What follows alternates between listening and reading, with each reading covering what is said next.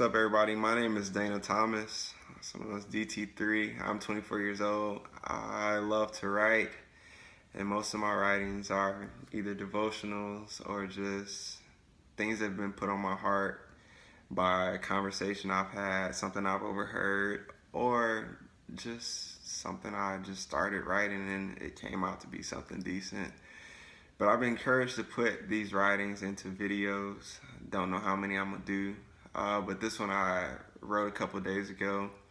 Got a pretty good response, and I've had a lot of people hit me up saying that they really liked it and it encouraged them and inspired them. So, hey, here's a video. I don't want people to think I'm doing this for the wrong reason. Um, I know where my heart is. God knows where my heart is. So the topic I wrote about the other day was just how we view and talk about women in our society and how our words truly have power, and also breaking the broken patterns of our society that we have as men that really need to be changed. Once again, in my disclaimer, I'm doing this to inspire and encourage. Alright, so first and foremost, we are all beautiful creations created in the image of God. So therefore, we are all wonderfully made. God made us just the way He wanted us to. Men, there are no ugly women. Women, there are no ugly men.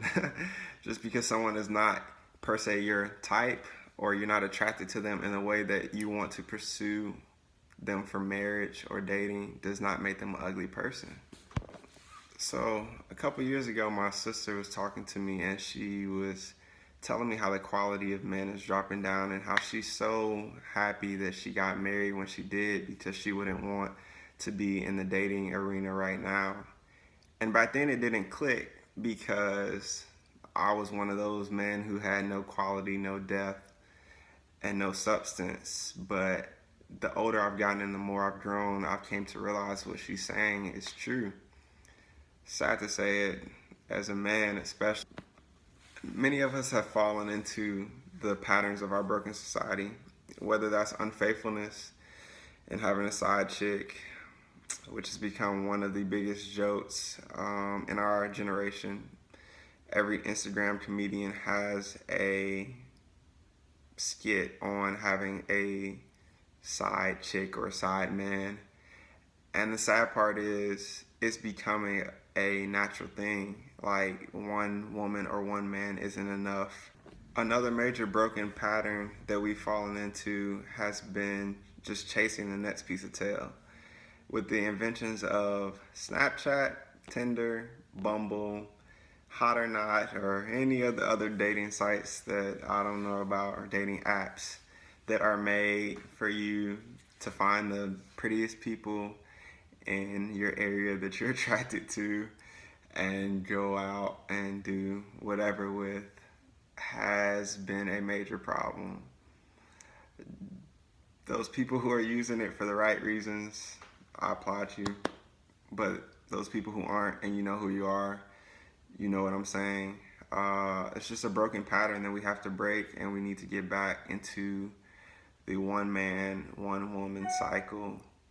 The main reason I wrote this was for women who don't value themselves based off of the creation that God made them, but they value themselves off of the relationships that they've been in, the men that are chasing them, or the words that men say to them in general.